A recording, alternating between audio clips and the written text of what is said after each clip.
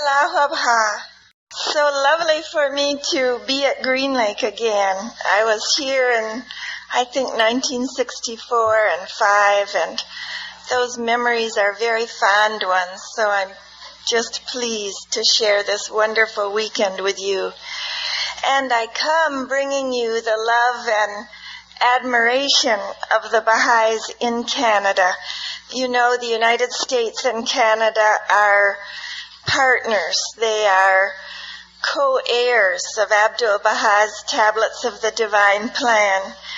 And Canada is so much smaller than the United States in population and in Baha'i population. And so the Canadian Baha'i community watches you with great love and awe, really. It's odd on the other side of the border to watch American television and see such a crazy world almost that's portrayed there. For just the last few months and weeks, thinking about the grave problems around the world and then seeing these debates about the vice president candidate's income tax. You know, it just is all like a carnival, like a mad carnival. And then to pick up the American Baha'i or Baha'i News and see the heroic exploits of the American Baha'is in this culture, which is so difficult and distracting. You cannot imagine, since you are those people, how energetic, how audacious, and how gifted you seem to us. So really there is a bond of love that I have to mention. I think, in a way, to be a speaker at a Baha'i conference is an easy thing. I was thinking as I was getting on and off planes on my way here today, that when people come to a Baha'i conference, really they are not there to hear the speaker. Certainly I don't know any better than you the words of Abdul Baha in Tablets of the Divine Plan. And I don't know any better than you how we can rise and seize the torch from the hands of our spiritual ancestors. I don't know any better than you the magical power in the words of Baha'u'llah that will change our hearts. So you don't really come to learn from your speakers because you have the same books, the same talents in your own souls. And I think, honestly, we come to Baha'i conferences so that we can hear the voice of our own heart, so that we can leave the world behind, the distractions and the worries and the vain imaginings and idle fancies, and surrounded by other people who believe in God and in the message of Baha'u'llah, and sitting in their companionship and hearing people who speak and remind us of the words of his revelation and the messages of the Universal House of Justice. In that environment, we will hear more clearly the voice of our own heart, because each of us has a spiritual destiny. Each of us has the opportunity to choose the way in which he will live out his life. And that's why we come, to be together and to hear the voice of our own soul's longing. And so I feel relieved in a way as a speaker to know that what I do is not so significant as it is, hopefully, providing an environment in which you listen to your own heart. And I was reminded, I thought, after all, this will be the first evening of the Green Lake Conference. I was reminded of periods of transition that I had experienced, coming from my preoccupations in the world, my work or my family concerns, or even my local Baha'i community concerns, to a place where I had the opportunity to lay those affairs aside and really drink deeply of the knowledge of the day in which I was living. So I thought you might enjoy hearing one of those experiences, since you're right in the midst of that transition from arriving at Green Lake to preparing your hearts for the rich spiritual experience your committee has planned. And I thought of the international conference in Haifa in April of 1983, when the members of the National Spiritual Assemblies gathered there for the election of the Universal House of Justice.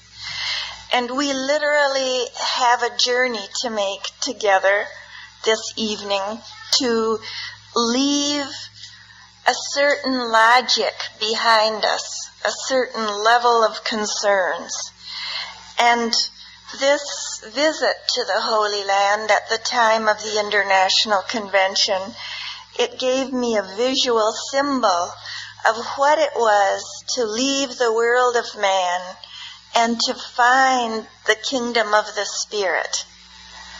And if we are to rightly lead our lives when we leave, we have to be used to living in the kingdom of the Spirit. Well, what was it like? You remember that 1983 was full of the terrible news of Lebanon. There were massacres, there were atrocious events daily and weekly that filled the television screen and the newspaper. And so as we got our passports and made our travel plans and made our way towards Israel, we were very aware of violence and of turmoil and of the East-West competition in the world and of the sacrifice of men, women, and children to the prejudices and nationalisms of our globe. And we were reminded that we were going to Israel, a country which is in a way a vivid example of the many problems of the world. Just within that country, there are tremendous racial tensions. And inflation that year was 300%. And governments were unstable because it was difficult to face the necessary adjustments to bring the economy under control. So the whole word, the whole thought, Israel, conjured up planes flying and every sort of problem in the old world order. And when we got there, it was that way. You could feel tension on the buses and in the streets, and you heard the roar of planes flying north towards Lebanon. But when we arrived in Haifa, we found that a 3-day experience had been planned for us. All the members of the National Spiritual Assemblies around the world. And our 3-day experience was a succession of visits to the gardens and to the shrines. And on that beautiful mountain, which had once been barren, rocky, not even covered with grass, just scrubby bushes, but had been transformed under the hand of Shoghi Effendi to become an exquisite garden, had been terraced, and then within that garden had been built this beautiful golden domed shrine to the Bab.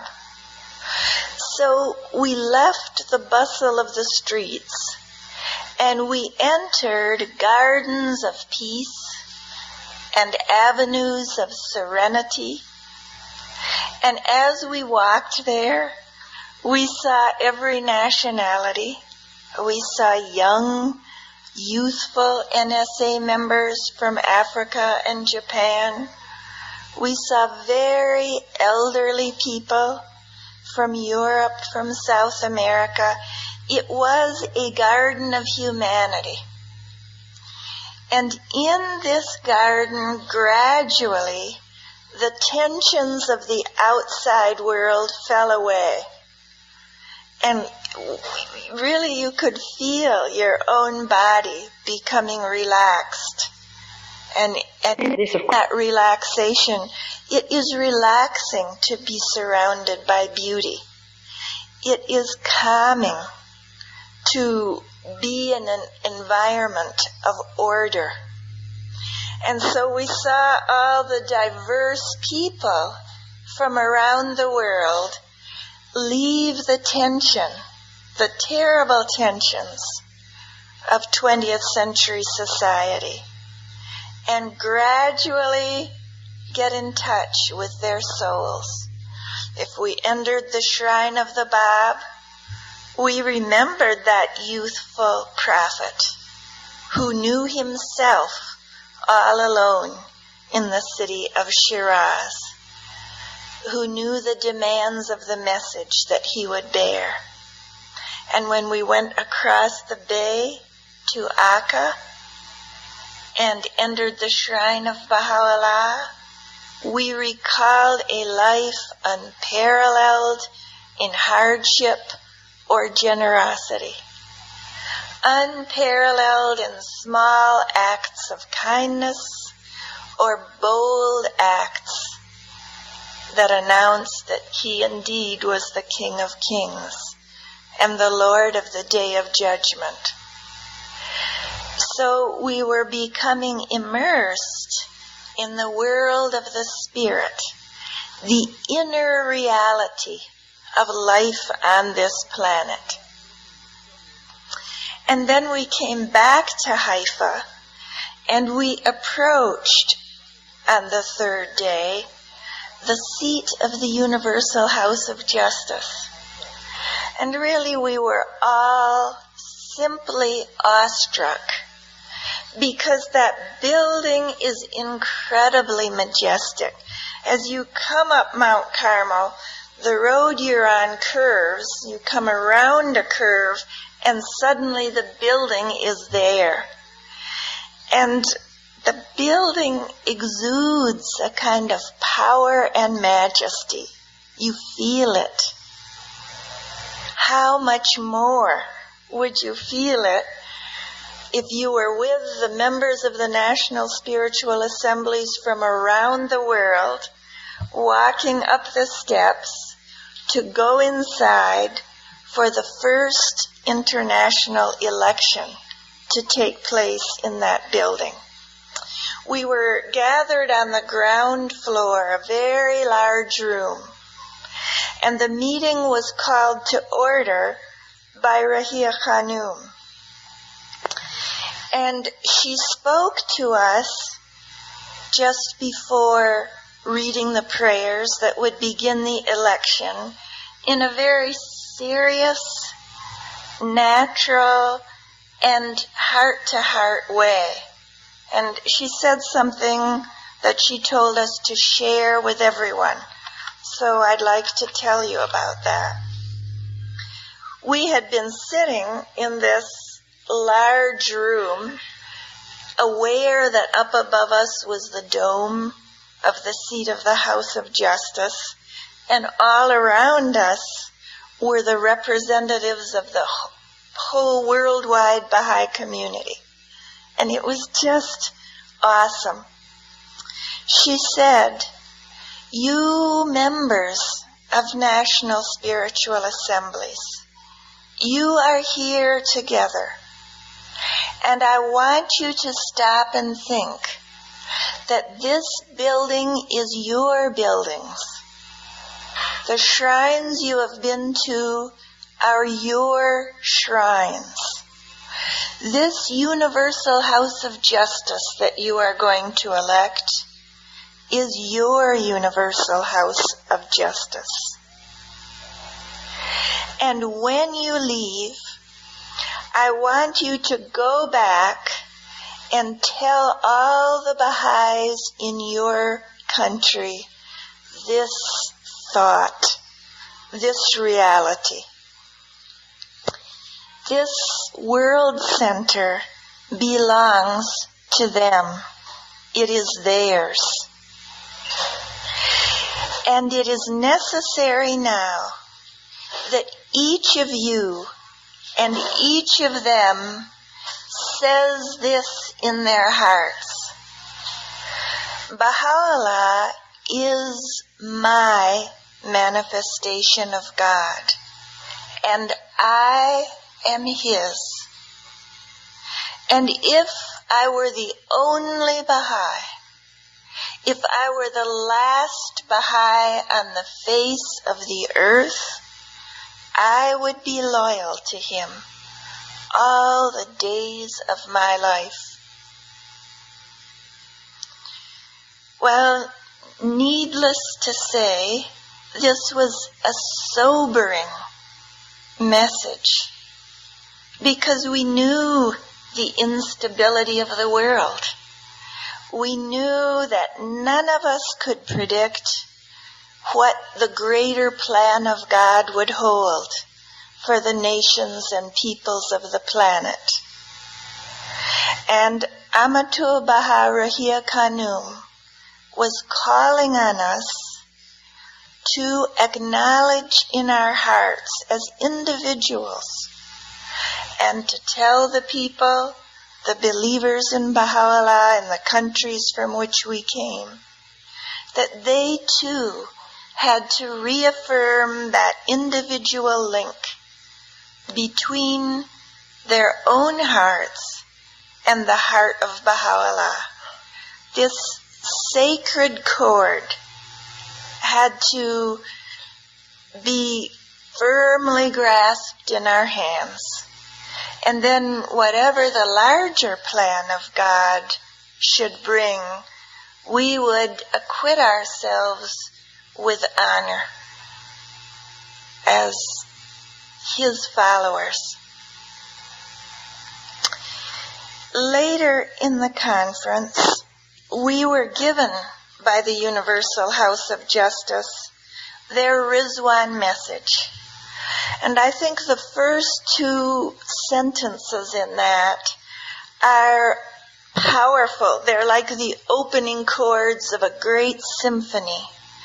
And they have the advantage of telling us who we are and what is the time in which we're living. You remember that it begins this way. Dearly loved friends, the observable acceleration during the past decade of the two processes described by our beloved guardian, the disintegration of the old order and the progress and consolidation of the new world order of Baha'u'llah, may well come to be regarded by future historians as one of the most remarkable features of this period. And the second sentence just underlines the first one. The recent increase in this very acceleration is even more remarkable. Well, I was staggered by that message simply because I had never heard the Universal House of Justice introduce a message with such emphasis. It's as though they clanged together the cymbals to catch our attention. And what they point out to us is that twofold process, which began when the pen of Baha'u'llah made its first stroke, the roll-up of the old world order and the upbuilding of the order which Baha'u'llah came to found. That twin process is accelerating. And then their second sentence says, the observable increase in this very acceleration. So you have to imagine a process that's hurtling through the air, that is going very fast. We don't even see it all. It's at great speed. And then they say both within and without the cause of God, powerful forces are operating to bring to a climax these twin tendencies. Well, this tells us at what time we are living.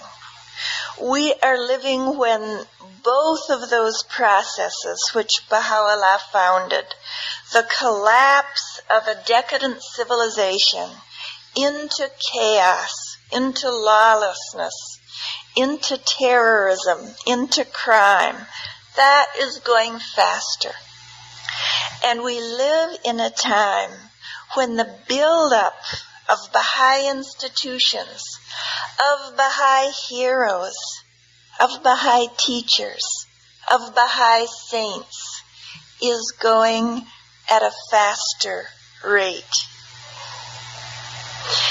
When they describe these twin processes, in my mind, I could see those twin forces operating in 3 different spheres. If you picture in your mind the picture of the planet Earth, which we often see from pictures that are taken in a satellite, you just imagine the globe. That circle of the globe is one area where the twin processes are moving. Financial institutions, governments, military establishments, all the institutions of civilization are being shaken, are collapsing, are crumbling. They're part of that twin process. The whole planet is involved. And at the same time, the power of that change and shake-up is calling to awareness the peoples of the world, leaders of thought, government officials, media representatives, the races of the world, the Indians of North America. All of these peoples are being subjected to a spiritual force. It causes collapse and chaos, and it wakens and makes receptive the peoples of the world. The next circle that comes into my mind, because the House of Justice says, both within and without the cause of God, powerful forces are operating. That's the worldwide Baha'i community. National spiritual assemblies, boards of counselors, auxiliary boards, assistants, local spiritual assemblies, committees within our own Baha'i community. These twin processes are working because the times have changed. What we considered frank and loving consultation a few years ago is not adequate to the present. What we considered spiritual leadership in our local assemblies and our national assemblies, from auxiliary board members and counselors, it too is in a process of change. And those aspects of North American Baha'i life that were more North American than they were Baha'i, those too will crack and give way.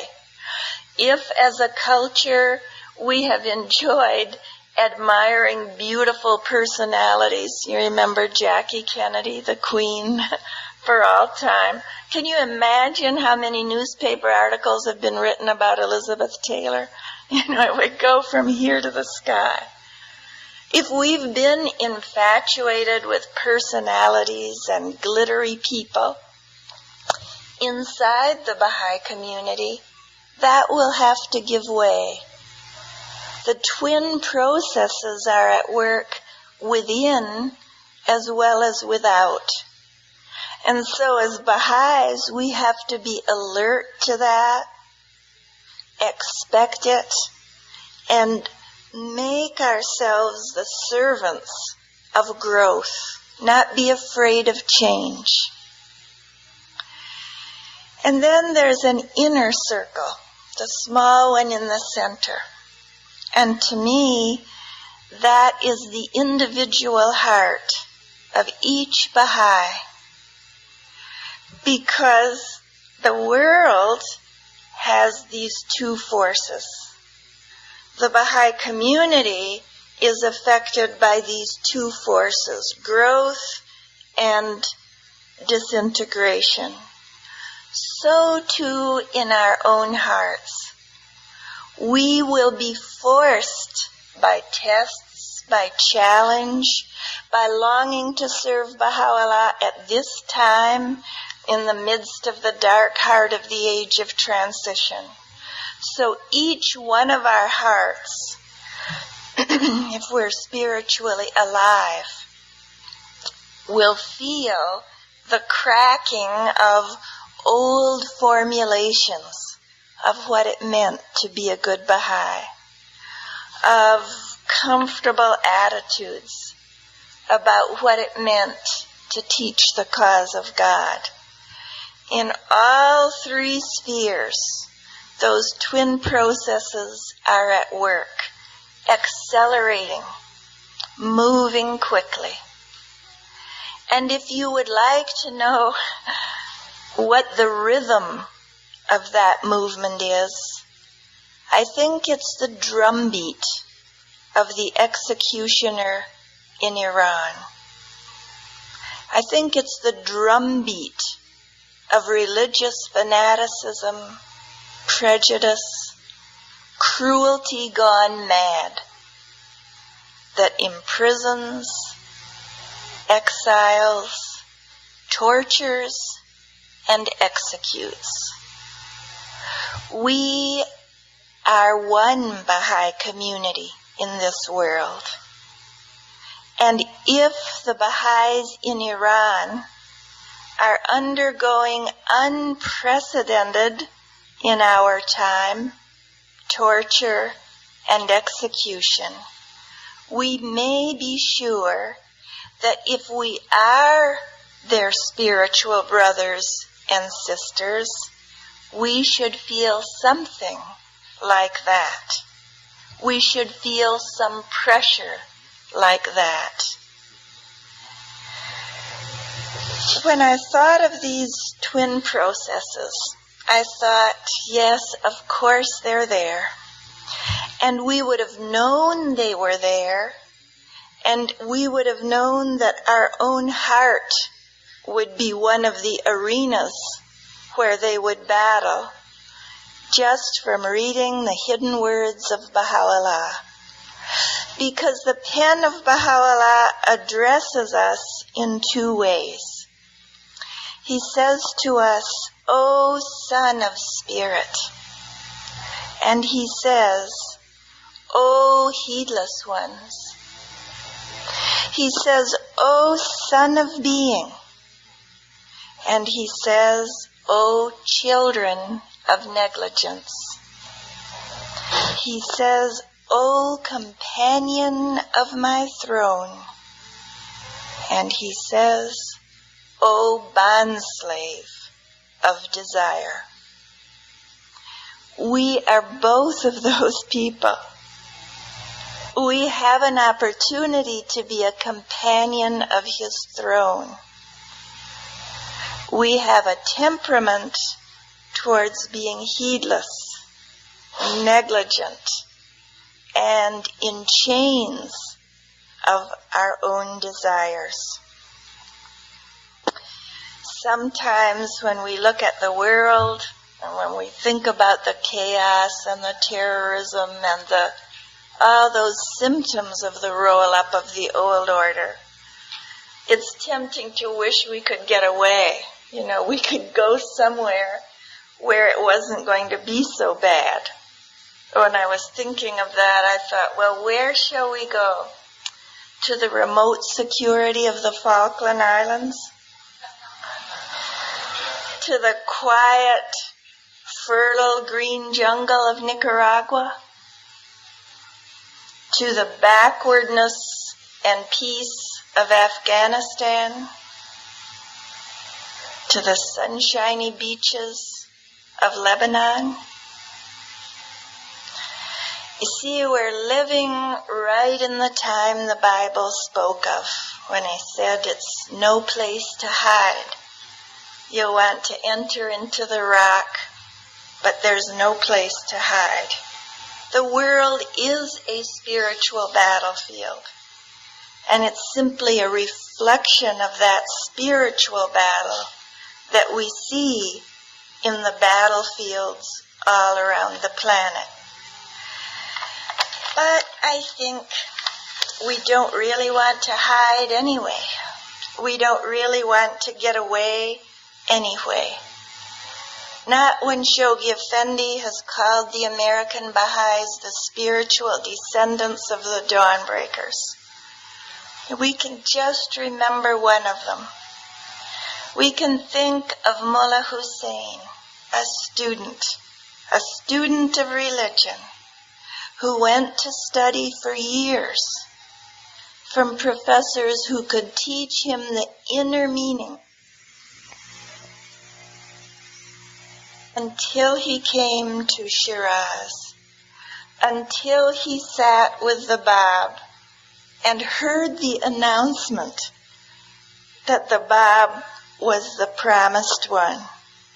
He, the one human being alive on the face of the earth, who realized that the day of darkness was over and that the Qayyim had come. And what did he do? He taught people. That's what he did until he died. He explained to people who believe in the Quran, in the words of Muhammad, that the meaning of those words was fulfilled in the person of the Bab. And when it came time for him to lay down his life in the cause of God, he did so, a hero, with dignity, with meekness, with radiance. If we deserve to be his spiritual descendants, then we don't want to hide. We don't want to get away from the tests of our time. And we have another example. Because the Universal House of Justice wrote to the youth in January of this year and said to them, observe the heroism of the youthful martyrs of Shiraz. Follow their example. Redeem their sacrifice by teaching your fellows. And at the London Youth Conference that was just held in August in Canada, we heard from a young woman who had been imprisoned with the young girls and women who were martyred in Shiraz a year ago in June. And with a compelling simplicity, quiet dignity, she told us their stories. One of the martyrs was her best friend. The two of them had served on a youth teaching committee. And they would be taken to the interrogation room, blindfolded so that they couldn't see who was there, who was asking them questions. They would be questioned sometimes for 12 hours. And she told us about her friend. She was a shy girl, very brilliant, had gotten high honors at the university, but very quiet, very modest and timid. And her friend was missing her family. Her family were in England. She talked to our lecturer about missing having her family with her. She was frightened.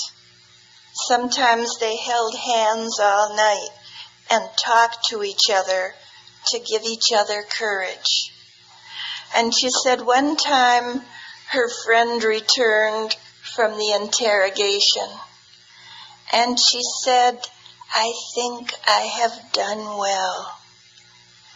And she repeated the questions they hurled at her over and over for hours, until when they couldn't break her spirit or confuse her mind, the judge said, "How far will you go before you recant your faith?"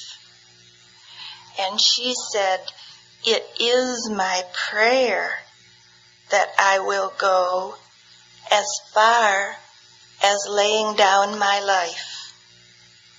And then she said to her friend, "By this they understood my belief that not everyone is honored to be a martyr, only those who are worthy."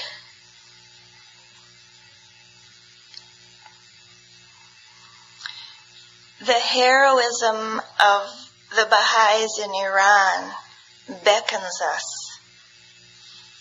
It calls to us. We can look at the nation of Iran and see grotesque cruelty, blind, ugly fanaticism, perversity, madness. And within it, in the Baha'i community, we see an internal spiritual discipline, simple, unshakable faith. The Guardian has written to North America that as Iran is the cradle of the faith, as it is the cradle of the spiritual teachings of the Baha'i faith, North America has been chosen to be the cradle of the administrative order.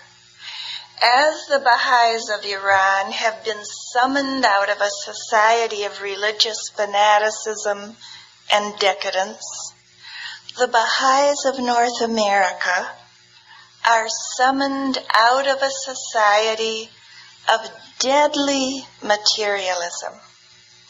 Materialism which saps spiritual life out of the souls of its citizens. So much so that Shoghi Effendi warned us against its enervating effects, said, "Beware lest timidity, apathy, or complacency rob you of the prizes within your reach." So we have the vision of these twin processes racing along, and the drumbeat we can hear in the events of Iran. This conference gives us an opportunity to search our hearts and souls and see how we can hasten eagerly into the field where we should play our parts. We know the House of Justice has said in their 1984 message, now the faith has emerged from obscurity. You read about it in the newspaper. It's discussed in the chambers of government. But the view the public has is utterly inadequate. We are not simply a gentle people, good citizens, who don't mix in partisan politics. We are the builders of a world order, and the House of Justice invites us to show that to the world. In our proclamation attempts to show what the Baha'i faith really is. In our local assemblies and our community life to show the power of Baha'i institutions to bring love, community spirit, order, strong family ties at a time when those things are disappearing from our society. And finally, we are summoned to teach the faith. Abdu'l-Baha tells us in the tablets of the Divine Plan that the greatest gift is the gift of teaching. He says of all the gifts of God, the greatest gift is the gift of teaching. And I've been thinking about that 3 days because when I started to prepare this talk, I thought I'm going to speak about why teaching is the greatest gift. But I don't know why. I think it's a mystery.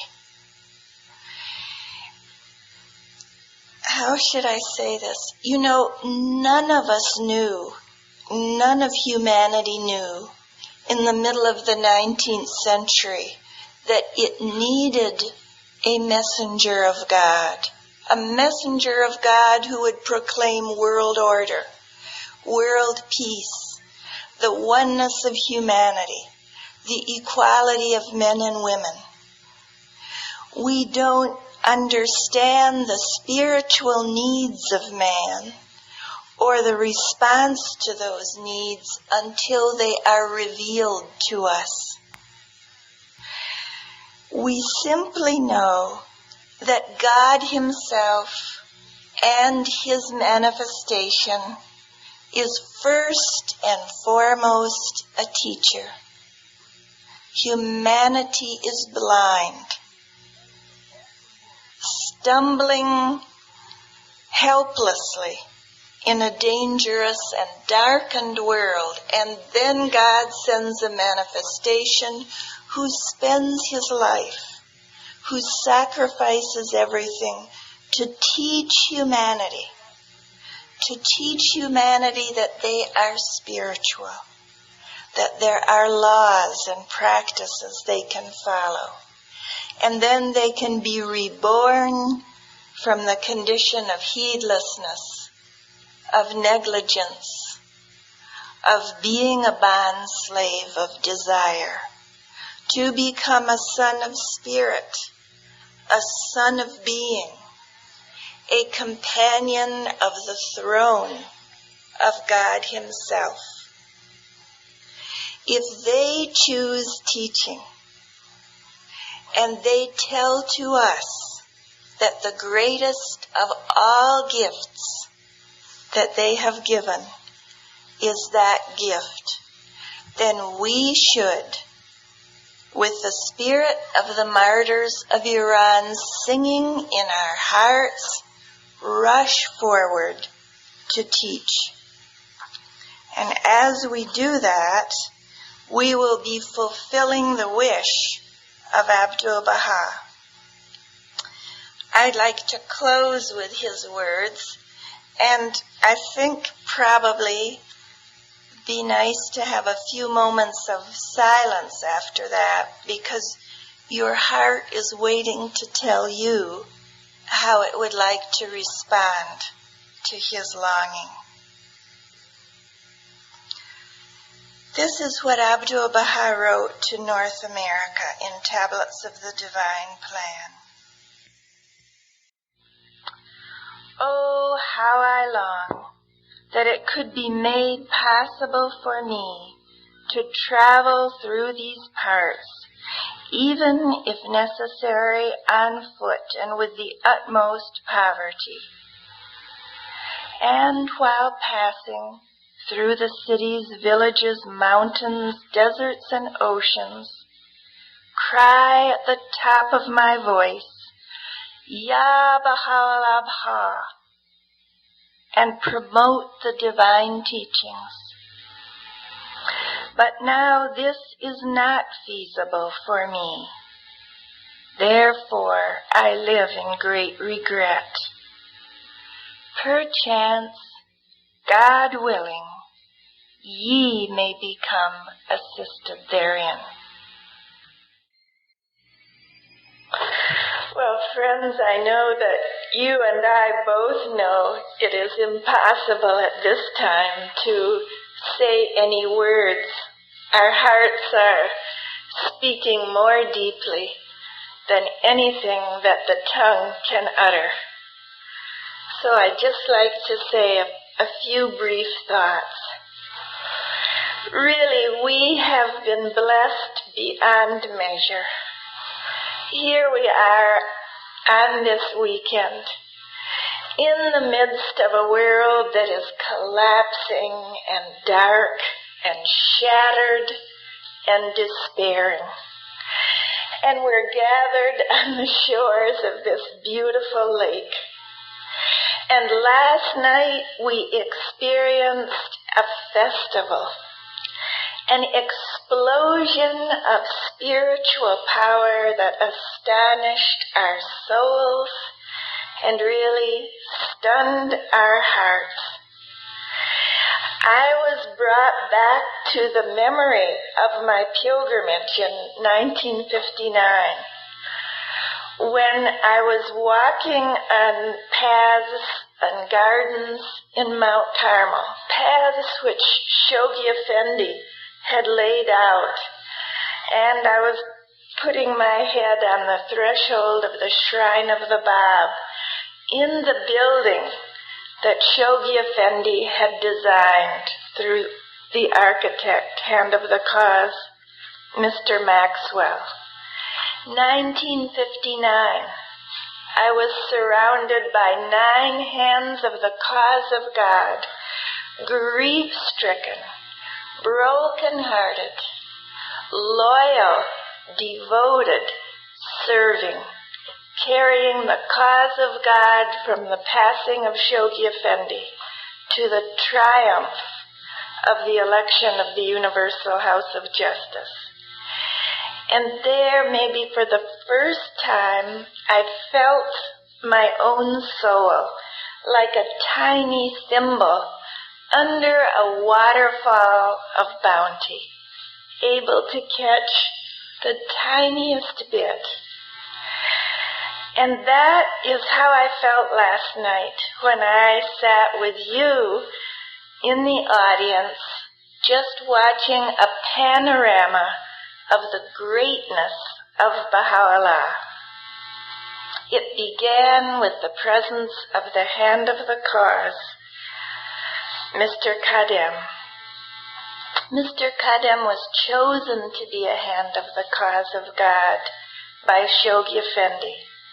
And the hands of the cause of God are called standard bearers.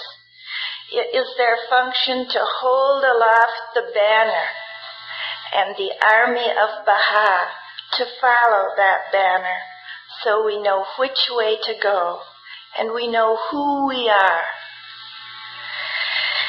Mr. Kadem was not satisfied to stand in front of us holding a flag to tell us who we were.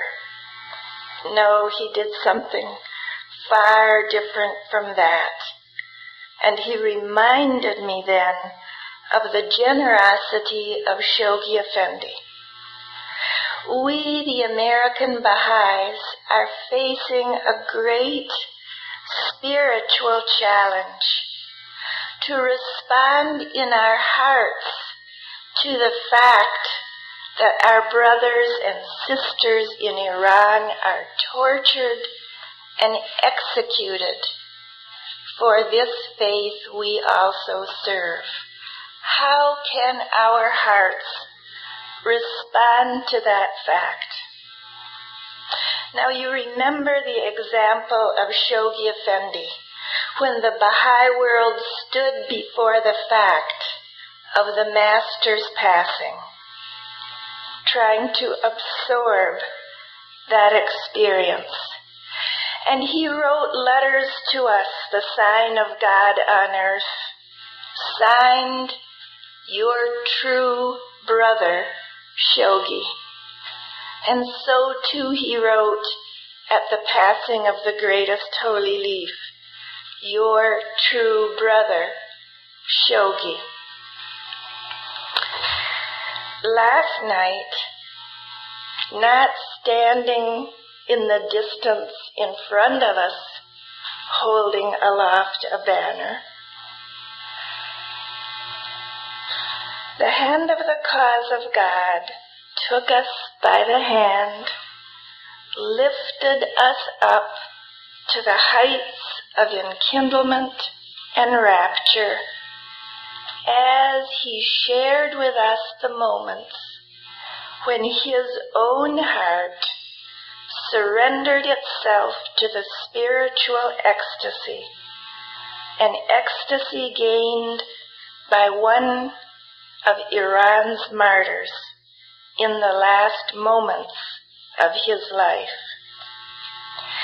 Mr. Khadem brought us with him to the inner courts of holiness, close enough to hear the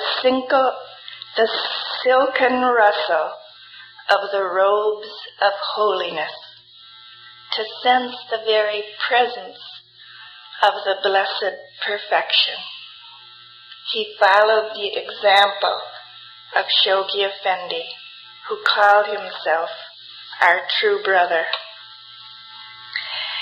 Next, we sat dazzled as members of the National Spiritual Assembly brought us astounding news from Israel, from Samoa, from Washington, D.C., from Africa. News of victory, of the emergence of the faith of God from obscurity. And in that moment when we heard this news from the different continents, we heard the thundering cadence of triumph, the footsteps of the Lord of the age as he conquers the world.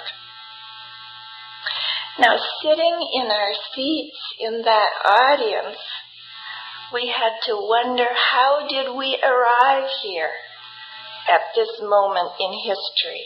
How did we become members of such an audience?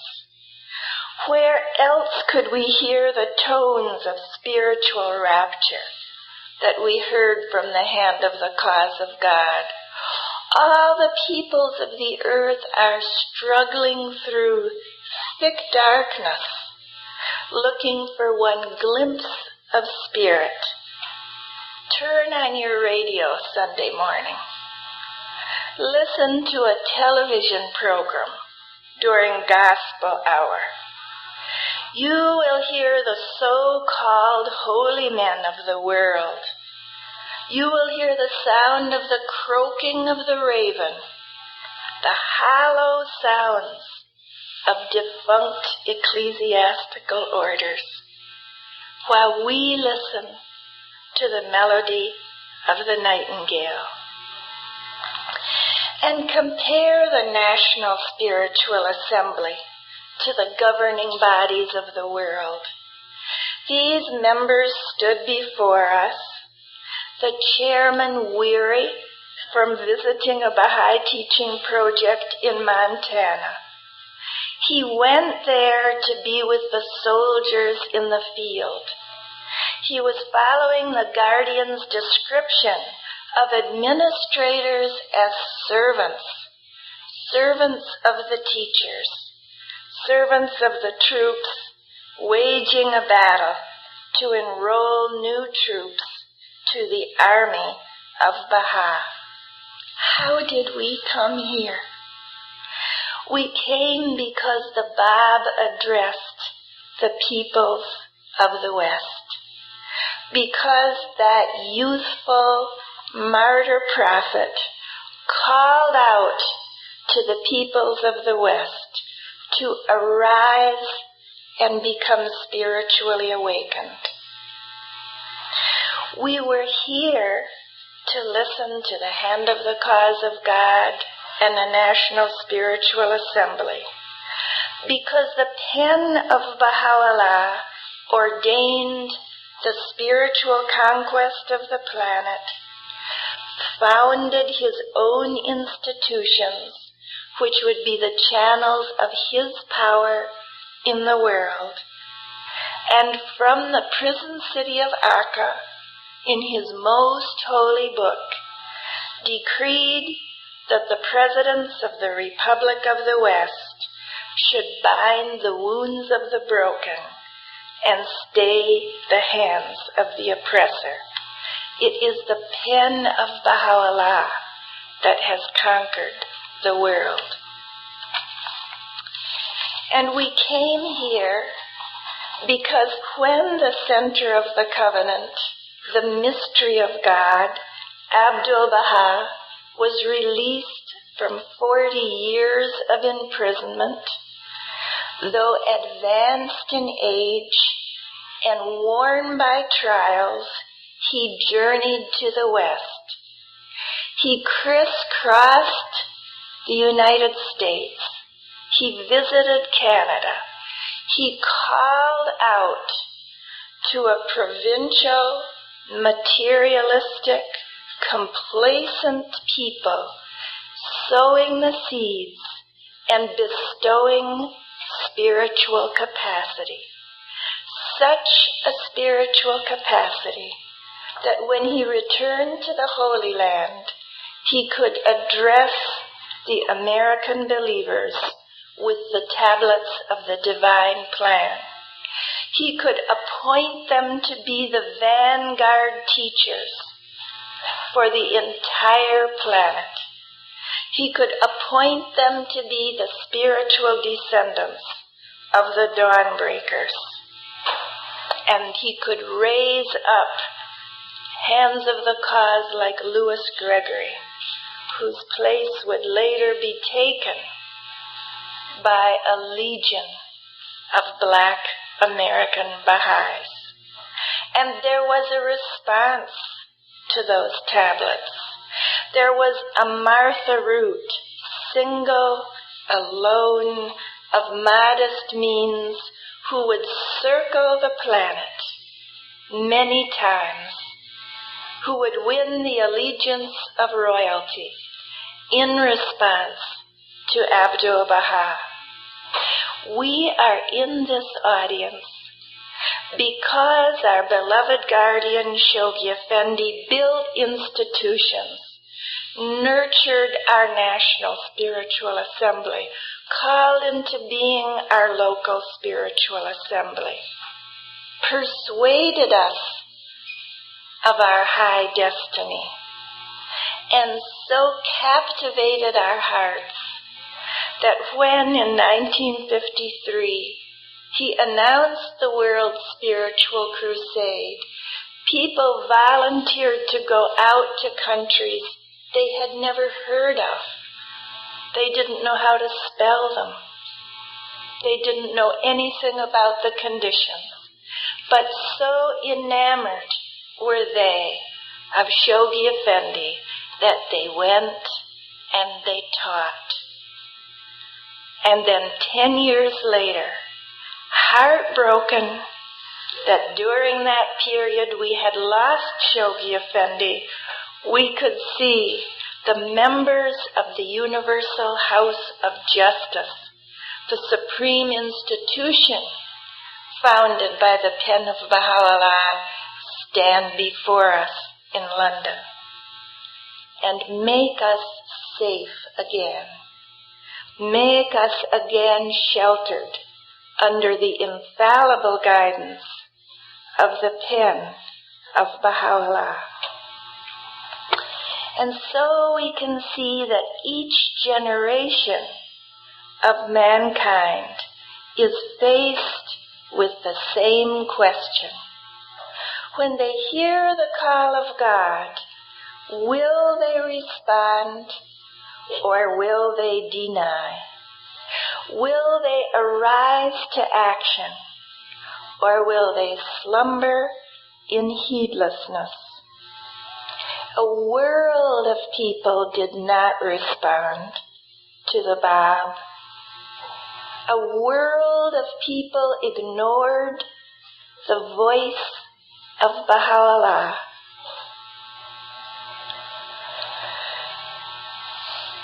We are here because generations of spiritual heroes did respond.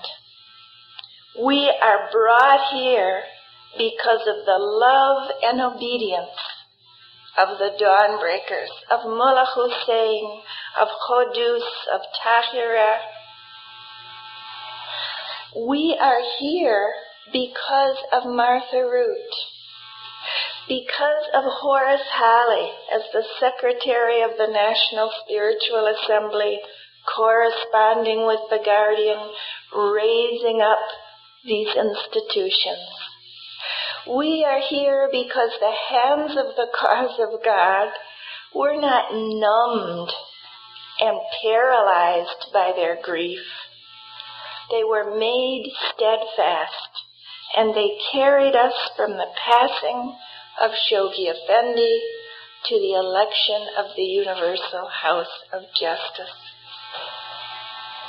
We hear news of victory in Africa, in Washington, D.C., in Israel, because that Universal House of Justice sends us messages, tells us what to do, and when we arise to play our part, the power of Baha'u'llah flows through us.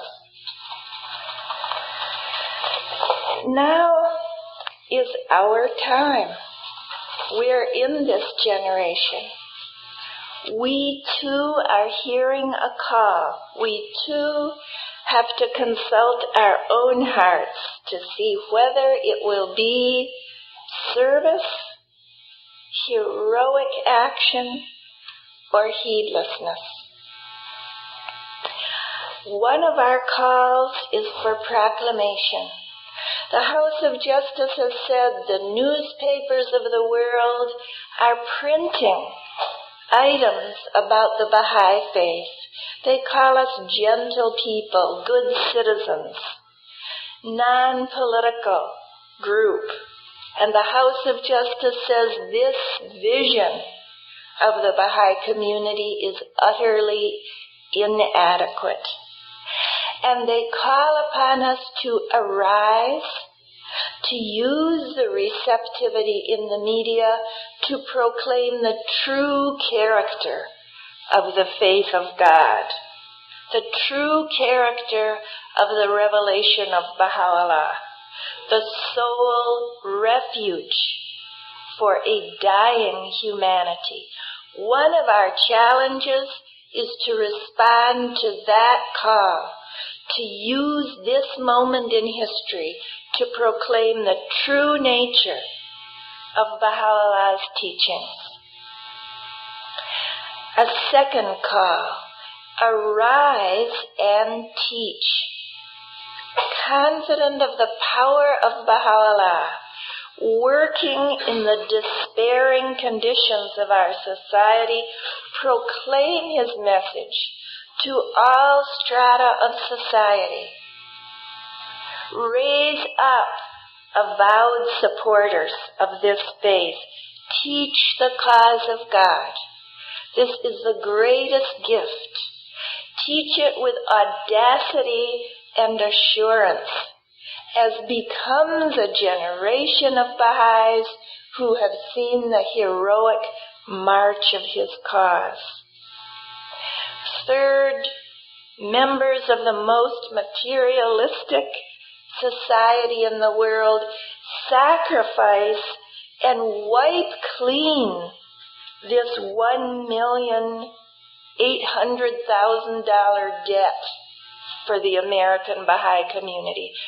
Sacrifice funds, give money so that this debt is gone, and in its place a stable financial condition which makes us independent and ready to use the teaching opportunities, the proclamation opportunities, and perform that sacred service of protecting the believers in Iran, that it is our honor to be offered. How do we do this? We simply allow our hearts to respond to the events of this conference, to become enkindled. Every Baha'i deed begins with the fire of love, of devotion, and that fire then welds our being into something that is steadfast, a spiritual gold, incorruptible by any impurity. Then we make a plan, how to proclaim, how to teach, how to sacrificially contribute. And we arrive to action. And that action is confirmed by the power of Baha'u'llah. We set aside the human condition. The human condition is fearful, doubting, unsure of what to do. We sacrifice that condition to become enkindled lovers of Baha'u'llah, filled with certitude. We will not continue our lives as though our family in Iran was not hostage to the combined forces of fanaticism and cruelty. We would not carry on our lives in our normal tempo, going to work, once in a while having a fireside, contributing occasionally, and enjoying the Baha'i news, if our blood kindred were hostage to a rapacious criminal. If your sister, your mother, your daughter, your son were held hostage by a madman, you would not go on with the normal tempo of your life. We cannot do that. Our spiritual brethren are hostage to an implacable enemy, an ugly cruelty. We have to behave as though our family is in that condition. Our deeds have to change. Our aspirations must be higher so that we can leave behind the deadness of materialism and deserve to be recruits in the army of light. The American Baha'i community has never failed. They heard Baha'u'llah. They loved Abdu'l-Baha. They went out as pioneers. They responded to Shoghi Effendi's spiritual crusade. They built the institutions. This is our time.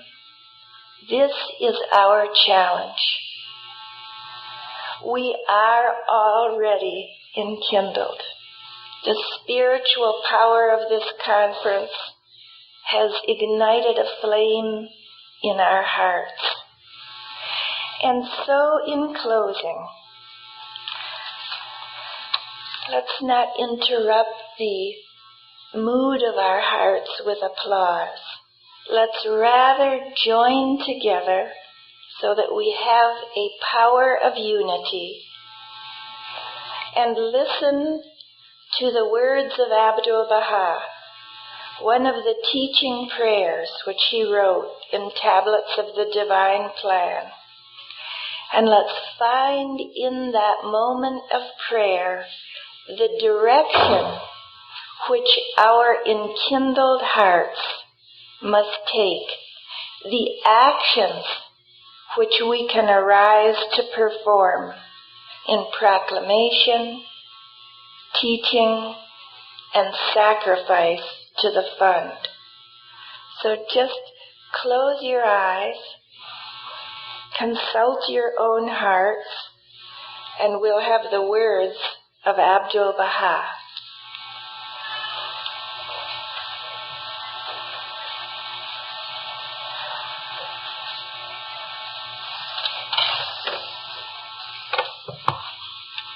O thou incomparable God, O thou Lord of the kingdom, these souls are thy heavenly army.